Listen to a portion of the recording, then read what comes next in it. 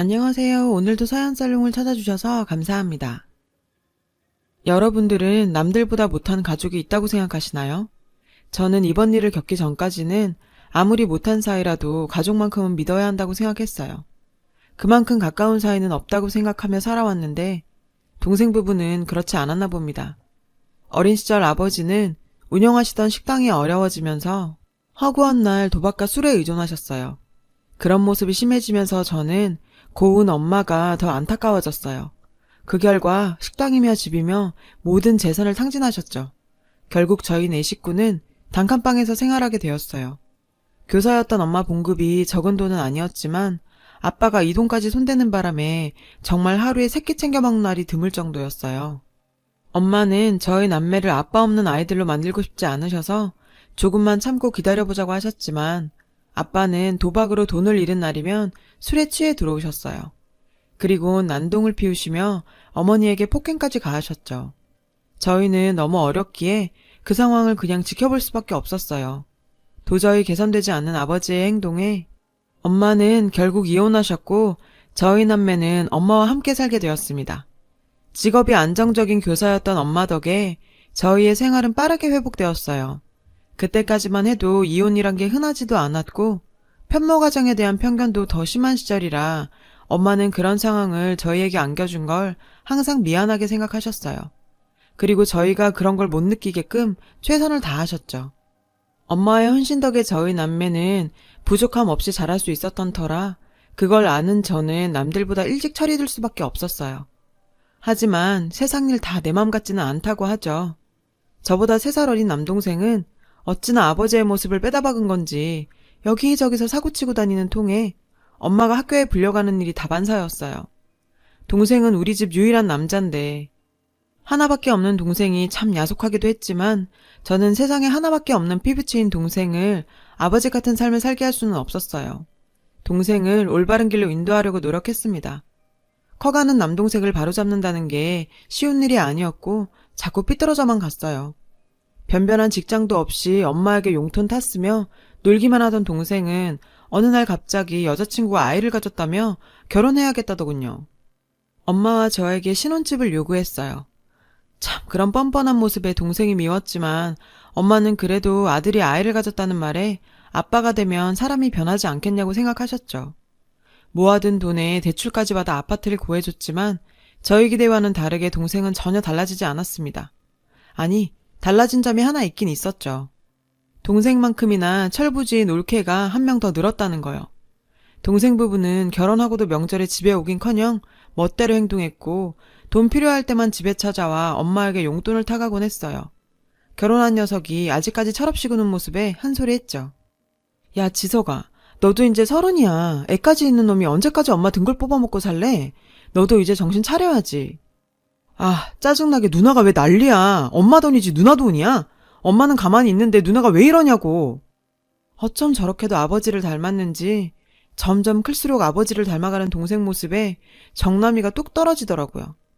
엄마는 세상 천지에 둘밖에 없는 남매가 싸우는 모습에 맘 아파하셨어요. 왜 이리 싸우느냐며 달래기도 하셨어요. 지영아, 네가 이해 좀 해라. 저 녀석이 저렇게 된 것도 다 내 탓인 것만 같아서 미안하구나. 조금만 더 지켜보자. 지석이도 언젠가는. 엄마는 저희를 위해 그렇게 헌신하시고도 부모의 이혼으로 저희가 받았을 상처에 대한 미안함이 아직도 남아있었고 제가 해드릴 수 있는 것이라고는 엄마를 이해해드리는 것밖에 없었어요. 저는 어린 시절 아버지에 대한 트라우마가 있어서 그런지 결혼에 대한 막연한 두려움이 있었어요. 그러다 보니 시간이 흐르고 자연스럽게 35살이 되도록 결혼도 하지 않고 있었죠. 엄마와 함께 살고 있었는데 평생 결혼하지 않고 살 거라고 생각했던 저에게도 사랑이 찾아오긴 하더라고요. 스스로 비혼주의라 위안 삼으며 살고 있었던 어느 날 그를 만나게 되었어요. 친구가 남편의 아는 동생이라며 그를 소개해 주더라고요. 저보다 2살 어렸던 그는 친구의 말대로 착한 남자의 끝판왕이었어요. 모든 행동에 배려가 넘쳤고 제가 부담스럽지 않게 대해줬어요. 나이는 어렸지만 저보다 훨씬 정신적으로 성숙한 남자였어요. 이런 남자라면 결혼이란 것도 해보고 싶다는 생각을 처음 하게 되었죠. 그와의 만남은 항상 즐거웠지만 만남이 깊어질수록 제 고민도 깊어져만 갔어요. 결혼하게 된다면 건설사에 다니고 있던 그의 직업 특성상 2, 3년마다 현장을 옮겨야 해서 이사를 다녀야만 했고 엄마를 홀로 둘 수밖에 없는 상황이었어요. 엄마가 얼마나 외로움을 많이 타는지 잘 아는 저는 선뜻 그와의 결혼을 선택하지 못하고 있었어요. 그러다 동생으로부터 뜻밖의 전화를 받게 되었죠. 동생은 지금부터 엄마를 본인이 모시는 게 어떻겠냐는 제안을 했는데, 누나, 결혼하면 내가 엄마 모실게. 엄마 혼자 살게 둘 순 없잖아. 엄마 안 그래도 외로움 많이 타는데. 참, 세상엔 놀랄 일이었어요. 엄마 말대로 드디어 동생이 철든 건가요? 마냥 철부지로만 보이던 동생이 제가 결혼하게 될지도 모른다는 소식에 선뜻 본인이 엄마를 모시겠다며 나서더라고요. 이게 앞으로 일어날 기가 막힌 일들의 시작인지 꿈에도 생각하지 못한 채 그저 동생도 나이를 먹으니 드디어 인간이 되었다고만 생각했어요. 엄마도 이제야 마음이 놓인다며 제 결혼과 동생의 변화에 내가 할 일 다 했다며 얼마 남지 않은 교직 생활도 잘 마무리할 수 있겠다며 좋아하셨죠. 덩달아 제 큰 고민도 함께 해결되었어요. 동생 부부 덕에 제 결혼은 빠르게 진행되었습니다. 그해 겨울 많은 사람들의 축복 속에 결혼하게 되었어요. 얼마 지나지 않아 창원 현장으로 발령이 난 남편과 함께 창원에서 신혼살림을 차리게 되었어요. 간호사였던 저도 얼마 지나지 않아 새로운 직장을 구하게 되었죠. 신혼생활을 만끽하는 중 저희 부부에게도 큰 선물이 찾아왔고 예쁜 딸 시우를 낳게 되었습니다. 그 사이 엄마는 37년간의 교직 생활을 마무리하시고 은퇴하셨어요. 저는 이제서야 걱정 하나 없이 지낼 수 있겠구나 생각했어요. 아니, 그렇게 착각했었죠. 동생네 부부와 함께 살게 된 엄마는 처음에는 지석이 덕을 다 본다며 좋아하시고 그 생활에 만족하셨어요. 저도 새로운 터전에서 적응과 임신 등으로 바쁜 나날을 보내다 보니 자연스럽게 친정에 대한 관심은 예전보다 줄어들었어요. 엄마와 연락하면서 안부 정도 묻곤 했어요. 그런데 날이 갈수록 엄마의 목소리에 힘이 없어지는 거예요. 무슨 일이 있나 걱정이 된 저는 동생에게 전화를 했죠. 지석아, 혹시 엄마한테 무슨 일 있어? 요즘 목소리가 기운이 없어 보여서. 아무 일 없어. 그리고 결혼하고 엄마 우리한테 맡겼으면 너무 간섭 안 했으면 좋겠어. 동생의 말에 순간 멍해졌는데 사실 저도 말할 자격이 없었죠. 지방에 살고 바쁘다는 핑계로 엄마를 본 지도 한참 된 제가 할 말도 아니었죠. 그 길로 저는 월차를 내고 시우와 함께 엄마를 만나러 서울로 가게 되었어요. 형님, 연락도 없이 웬일이세요? 이렇게 갑자기 오시면... 아, 미안해요, 이렇게. 내가 엄마 목소리가 너무 안 좋아서 걱정이 돼서 다음부터는 꼭 연락하고 올게. 급하게 올라오다 보니 간단한 연락하는 것조차 깜빡했어요. 갑자기 등장한 저의 올케는 당황한 듯 했어요. 밖에서 들리는 소리에 엄마는 거실로 나오셨는데 아무리 일하던 사람이 은퇴하면 확 늙는다지만 못 본 몇 개월 사이에 엄마는 염색도 안 하시는지 머리는 희끗희끗. 불과 얼마 전까지 교단에 서신 분의 모습이라고 생각하기 어려울 정도로 나이가 들어 보이는 모습에 정말 쏟아져 나오는 눈물을 참아냈는데 저는 이때까지만 해도 흔히 은퇴 후 겪는 무력감에서 오는 노화 정도라고 생각했었어요. 오랜만에 만난 엄마는 뭔가 기가 죽어 보이는 모습이었는데 엄마와 이야기하는 내내 올케는 옆에서 어슬렁대면서 저와 엄마를 감시하는 듯한 기분이 들었어요. 그리고 처음 왔을 때부터 신경이 쓰이던 게 하나 있었는데 거실에 놓여있던 명품 핸드백에서 휴대폰을 꺼내던 올케의 모습이었어요. 분명히 저희 남편이 엄마 명예퇴직하실 때 큰맘 먹고 사드린 건데 왜 그걸 올케가 쓰고 있는 건지 만에 하나 다른 가방일 수도 있다는 생각에 엄마에게 슬쩍 물어봤는데요. 엄마, 혹시 저번에 사준 핸드백 잘 쓰고 있어? 박서방이 사준 그거 어딨어? 잘 쓰고 있지. 어딨더라? 엄마는 당황한 듯 말을 더듬었는데 뭔가 이상하다고 생각이 들었죠. 엄마, 혹시 거실에 있는 핸드백 그거야? 그거 올케가 쓰고 들고 다니는 거야? 왜? 그거 맞긴 한데 애기가 모임 나갈 때 잠깐 쓴다고 빌려갔는데. 올케는 중요한 모임이라고 엄마의 명품백을 빌리고서는 몇 개월째 돌려주지 않고 있다고 했고 바보 같은 엄마는 돌려달라는 소리도 못하고 있었죠. 올케, 혹시 그 가방 우리 엄마 거야? 빌려갔으면 돌려줘야지 말을 안 한다고 계속 쓰고 있으면 어떡해? 올케는 뭔가 훔쳐먹다가 걸린 사람처럼 당황하더니 오히려 적반하장의 태도를 보이며 핸드백을 내동댕이 치고 방문을 쾅 닫으면서 들어가 버렸는데요. 형님, 제가 뭐 훔치기라도 했어요? 어차피 어머님 밖에 나가시지도 않고 장롱에 가만 놔둘 바에 제가 좀 썼는데 그게 그렇게 안 입고 오셨어요? 안 써요, 안 써. 형님이 자꾸 그러시면 어머님만 힘들어지는 거 모르세요? 뭐 하는 짓이야? 그걸 왜 던져? 옳게! 옳게! 정말 기가 막혀서 말도 나오지 않을 정도로 어처구니 없는 행동을 하는 올케의 모습에 저는 흥분할 수밖에 없었는데 지영아, 지영아, 네가 참아라. 아직 어려서 그래. 엄마도 똑바로 하란 말이야. 며느리가 시어머니 앞에서 저게 무슨 짓이야? 엄마가 맨날 사람 좋게 행동하니까 제가 저 따위로 행동하는 거잖아. 매번 져주기만 하는 엄마의 모습에 순간 화가 나서 잘못도 없는 엄마에게 화를 내버리고 집으로 돌아왔는데 돌아오는 내내 올케가 마지막에 말했던 우리 엄마만 힘들어질 거라는 그 말이 머릿속을 맴돌았습니다. 엄마에게 화를 내고 돌아온 후로 정말 미안한 마음이 있었지만 단호하지 못한 엄마가 밉기도 했어요. 그렇게 시간이 지나고 동생에게 한 통의 연락을 받게 되었어요. 누나, 엄마가 계단에서 넘어져서 지금 병원이야. 간호할 사람이 없는데 누나가 좀 와서 해줬으면 좋겠어. 엄마가 입원했다는 얘기를 듣고는 정말 하늘이 노래지는 기분이었죠. 병원에 도착해서 누워있는 엄마를 보자 참았던 눈물이 쏟아져 남편을 붙잡고 한참을 울었어요.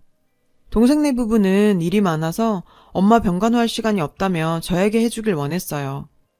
뻔히 보이는 바쁘다고 핑계대는 모습에 야속하긴 했지만 허리를 다치신 엄마가 누워서 꼼짝을 못하는 터라 대소변까지 받아야 했죠. 그래서 제가 하는 게 엄마에게도 편할 거라고 생각하고 일주일간 휴가를 내서 엄마와 함께 있기로 했습니다. 엄마의 병간호였지만 오랜만에 엄마와 함께 있다는 사실에 힘들다는 생각은 전혀 들지 않았어요. 그럴 수밖에 없는 게 10년차 간호사인 저에게 환자 간호하는 건 늘 하던 일상이었을 뿐이었으니까요.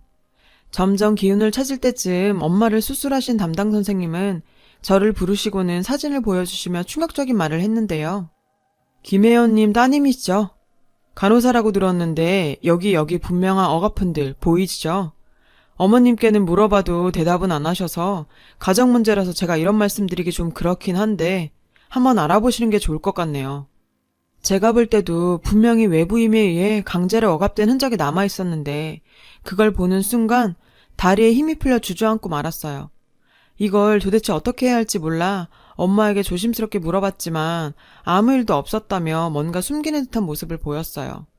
억아픈의 진실은 그리 긴 시간이 지나지 않아 밝혀지게 되었어요. 엄마가 낮잠 자는 동안 잠깐 마트를 갔다가 돌아왔는데 병실에는 제가 온 후 3일간 한 번도 얼굴을 비치지 않던 동생네 부부가 와 있었죠. 그들의 대화를 듣게 되었어요. 자기야, 어머님이 형님한테 다 말하진 않았겠지? 걱정 마. 내가 엄마한테 잘 얘기해놨어. 걱정 마, 자기야.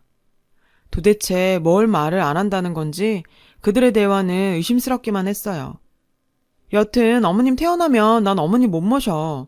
지금까지야 뭐 가만 놔둬도 되니 상관없었는데 아픈 사람 내가 어떻게 모셔. 요양원에 보내던지 자기가 알아서 해. 야, 요양원 보내면 지금 우리가 쓰고 있는 돈은 어떡하고. 엄마 교사연금으로 차 할부랑 갚고 있는데 엄마 연금이 내 월급보다 훨씬 많아. 너 그거 없이 살 수 있니? 그리고 지금 살고 있는 그 집 멍이가 엄마 거야. 아, 몰라. 암튼 난 못 모시네. 알아서 해. 아파서 요양원 보낸다는데 뭐 형님이 어쩌겠어? 연금통장이랑 도장 우리가 다 들고 있잖아. 요양원 들어가면 돈 쓸 일도 없을 텐데 우리가 좀 쓰면 어때? 그 둘의 대화는 자기 엄마 이야기를 하는 게 맞나 싶을 정도로 충격적이었고 저것들이 인간이 맞나 싶은 생각이 들었어요. 너희들 지금 무슨 얘기하는 거야? 지금 누워있는 엄마 두고 무슨 얘기하고 있는 거야? 너희가 사람이야? 누나, 무슨 소리 하는 거야? 우리가 무슨 얘기를 했다고. 제가 자신들의 대화를 다 들었을 거라고 생각도 못했는지 뻔뻔하게 잡아떼는 동생이었죠. 너한테 엄마는 뭐야? 그저 빨대 꼽아서 등골 빼먹을 호구로 보이니? 그리고 옳게 너, 인간이 그러는 거 아니다. 나한테 상의 한마디도 없이 요양원을 보내? 뭐 하자는 거야 지금? 형님, 그렇게 좋으시면 형님이 모시면 되겠네요. 근데 저희가 모신 시간이 있고 하니 그 계산은 하셔야겠는데요? 옳게 어처구니 없는 말과 함께 동생은 흥분하며 상관 말라고 저를 한 대 칠 기세로 달려들었죠. 그때 자는 줄만 알았던 엄마가 소리치셨어요. 그만해. 지석이 너 정말 너무하는구나. 내가 너한테 어떻게 대했는데 날 이따위로밖에 취급 안 하는 거니? 그리고 며느라기, 너는 할 말 있지 않니? 네가 밀었잖아. 네 아들 지훈이 나랑 놀다 넘어져서 운다고. 똑같이 당해보라며 네가 날 이리저리 흔들어서 넘어뜨렸잖아. 나 하나 참으면 되겠지 하면서 넘어갔는데 이거 원. 본인이 한 짓이 만천하에 드러난 올케의 얼굴은 사시나무 떨리듯 떨렸고 동생 놈도 당황한 표정이 역력했어요. 엄마 몸에 남은 억아픈들이 올케의 짓이란 걸 알게 되니 더는 이 인간들 가만둘 수가 없었고 당장 경찰을 불렀어요. 누나, 정말 너무한 거 아니야? 실수였어, 실수. 가족끼리 경찰까지 부르고 이게 무슨 짓이야? 가족? 네가 엄마랑 나를 가족이라고 생각했어? 나 너 같은 동생 둔 적 없으니까 앞으로 누나라 부르지도 마. 그리고 엄마, 이번에 나 말릴 생각하지 마.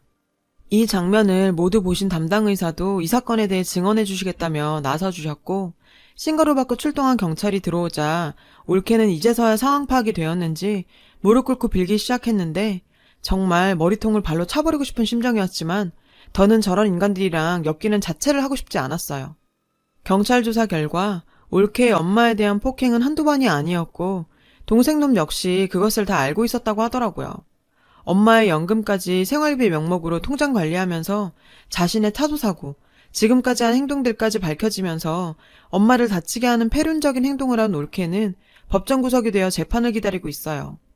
몰래 빼돌린 돈도 돌려받게 되었고 엄마 명의의 동생놈이 살고 있는 집도 팔아버렸더니 동생놈은 씩씩대며 병원으로 찾아왔더라고요. 정말 염치도 없게 말이죠. 엄마, 진짜 너무한 거 아니야? 그 집 팔면 나랑 엄마 손자는 어디 가서 살라고. 빨리 부동산에 연락해, 안 판다고. 지석아, 나는 이제 너 아들로 생각 안 한다. 그 아파트는 내 돈으로 산 거니 내 마음대로 팔면 되는 거고. 내가 안아주고 사랑해주면 나아지겠지. 한 세월이 얼마냐. 나도 할 만큼 했다. 네 아들은 네가 알아서 할 문제고. 더는 나 찾아오지 마라.